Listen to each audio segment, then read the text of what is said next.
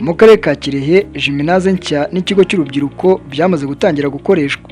Bikaba biri gufasha urubyiruko gukora siporo, guteza imbere impano zabo zitandukanye, kwirinda ibiyobyabwenge n'izindi ngeso mbi. Iyi nyubako yubatswe mu isantire y'umujyi wa Nyakarambi, aho yuzuye itwaye asaga miliyari 2 na miliyoni 700 z'amafaranga y'u Rwanda, ikaba ifite ubushobozi bwo kwakira abantu barenze 1000 bicaye neza. Ikaba ikinirwamo imikino y'amaboko ya volleyball, basketball na tennis, ndetse inaberamo ibitaramo bitandukanye. Uretse Gymnase, hubatswe n'ibibuga byo hanze ndetse n'ikigo cy'Urubyiruko gifasha urubyiruko kwigaragaza mu mbyino, imikino njyarugamba n'izindi mpano zitandukanye. Urubyiruko ruvuga ko iyi nyubako yabafashije kubona aho bakorera imyitozo, kuzamura impano no gukoresha neza ibiruhuko bidagadura. Ubuyobozi bw'Akarere ka Kirehe nabwo buvuga ko yubatswe kugira ngo ibahahurirwa n'abaturage mu bikorwa bya siporo, imyidagaduro n'ibindi bibahuza nk'inama, bunasaba abayikoresha kuyibungabunga.